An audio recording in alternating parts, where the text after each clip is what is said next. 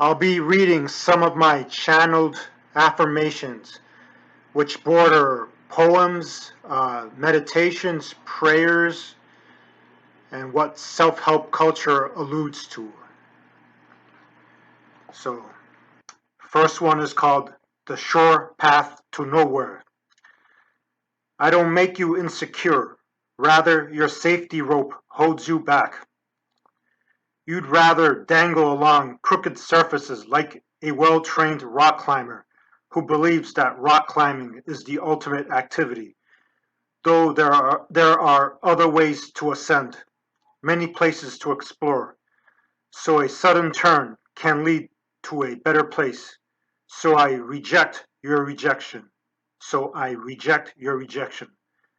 Because your perception is segmented like the bulging, warped orb of a fly, viewing me the same everywhere. But because of the size of your eyes, you think them to be all-seeing. Now I'm reading Timeless Age Knowledge, as opposed to New Age, classic. Surveillance cameras and other anti-crime gadgetry aren't solutions to the problems of the soul. You can't profile or assess the precious spirit via gross material means. Telescopes can see the distant galaxies, but not the angels, the planets, not their inhabitants, the inhabitants, not their spirits. Big brother, keep watching me, but God's watching you. But we become all-seeing if we're spiritually literate. Thus we must enhance our inner vision. Otherwise, you'll stumble about as you reach outwardly, falling for something, whether it be a divide and conquer policy, but you'll contain any terrain, whether political, social, by looking within, filling the outer, since you'll have more to offer. Now I'm reading Omnivision. Most people can be stereotyped because life molds them.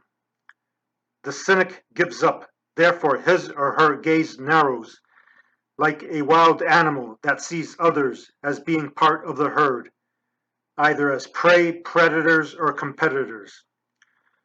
So bypass their prejudice, avoid being typecast by gazing into the hemisphere unseen by gods or devils, because the gods need us to see it for them, so that they can bless us.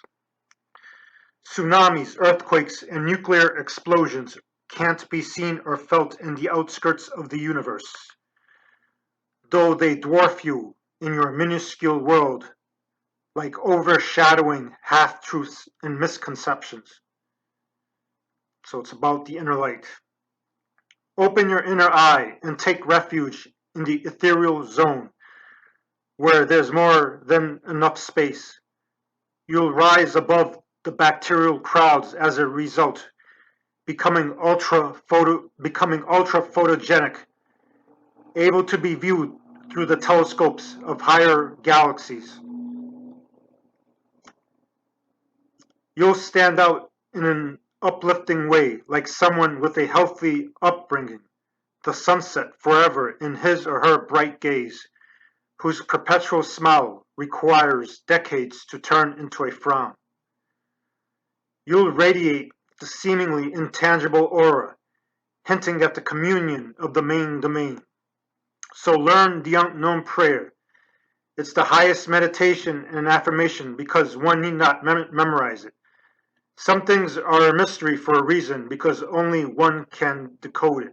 It's that personal and sacred. Secrets are sacred. So that's why they sound so similar. But if you scramble sacred, it becomes scared. As a result, your mind is expanded by the hand of a being too great to be labeled God. Sense the unknowable, read words beyond letters, feel sensations beyond the physical. Godly phantom limbs sensation. Persevere where not even the most compassionate, wisest person wisest person can encourage you. Now I'm reading, do our guardian angels really ignore us? Our path to truth is wide and clear, but the smog of unresolved negativity is thick. That's why the higher spirits on the outside can't guide us, since they're blinded by the fog as well. Though they hear our muffled cries for help and stumbling gait. But what causes the smog and how can we clear it up? It emanates from our fears and compulsions, which, like tear gas, blinds the perceived enemy, though this hurts everyone in the end. Our judgment of the very creepy stranger we wish to befriend unbinds us, like a great book buried deep in the heap. Is she a total snob, somewhat, or is her view clouded by your shared smog? So is her view clouded by both your shared smog, the smog? Is he a pervert creep, or is he someone's beloved brother or son, the very man you wish was here to protect you? Is he a bum or loser, or someone who has given up on the dream you're slowly getting discouraged with? Or you substitute those dreams with nightmares that you unwittingly impose on others.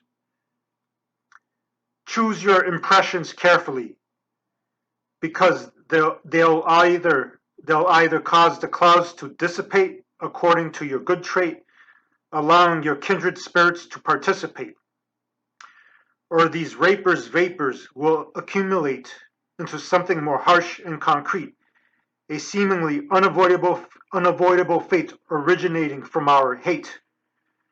It's natural to feel fear, prejudice, and the rest, but don't let these emotions discourage you.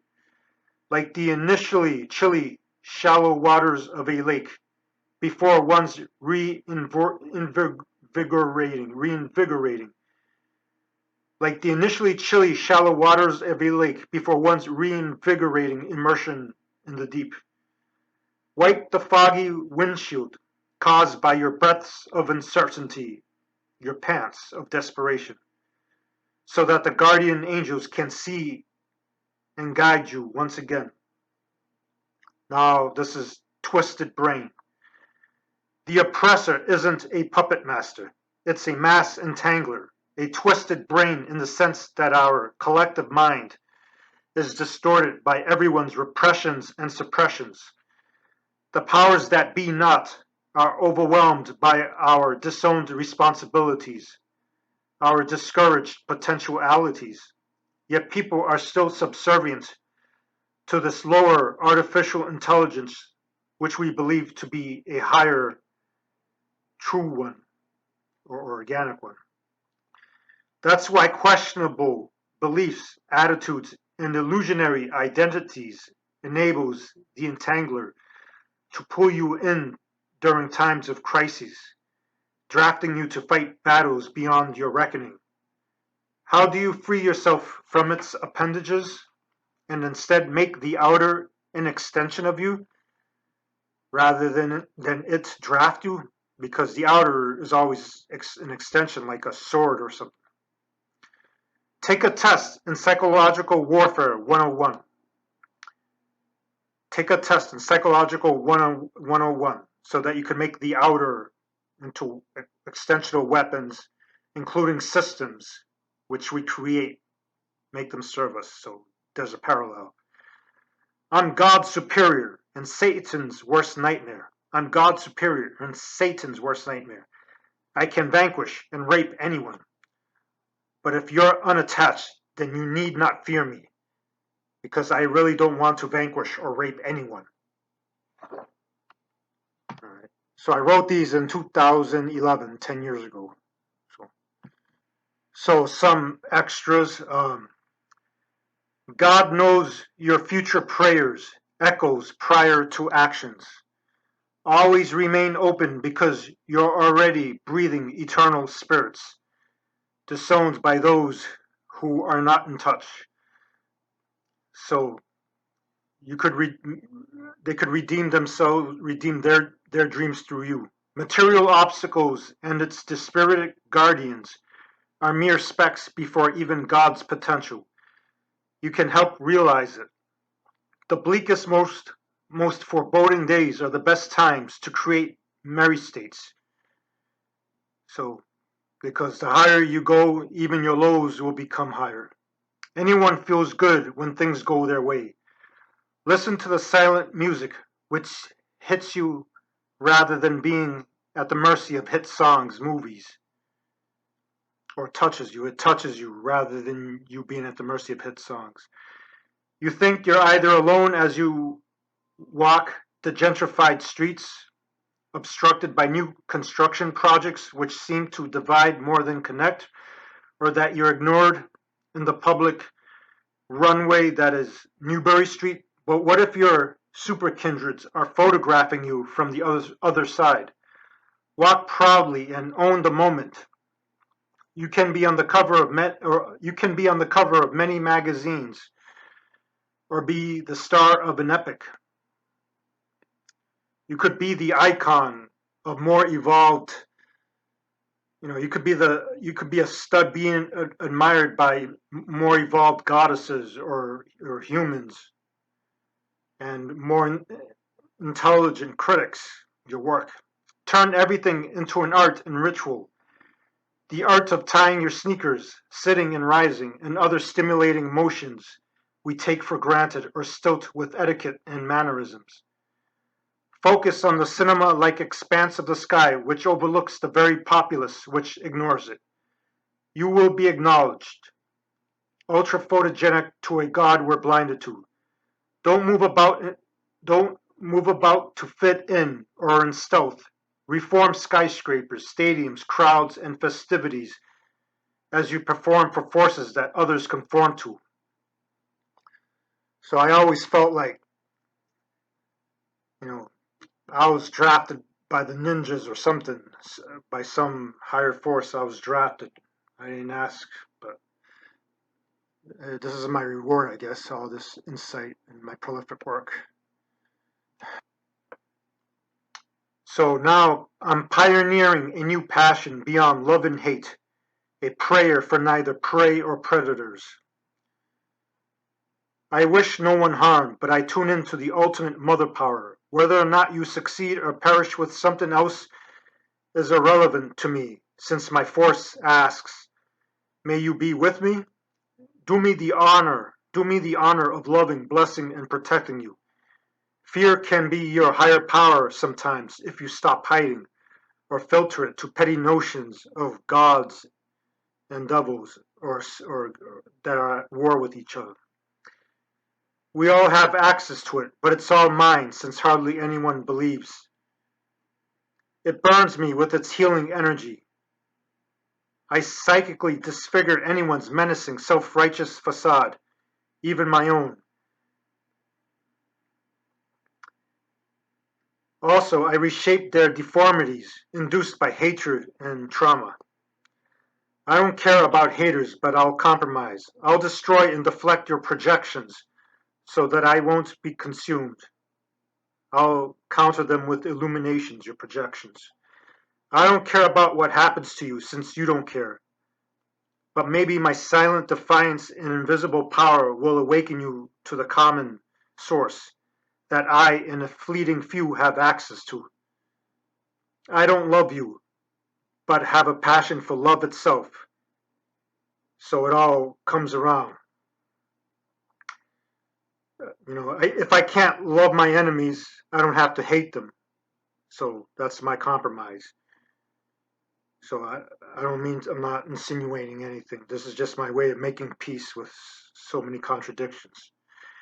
Even my counterattacks are passionate displays of outrage, not hate.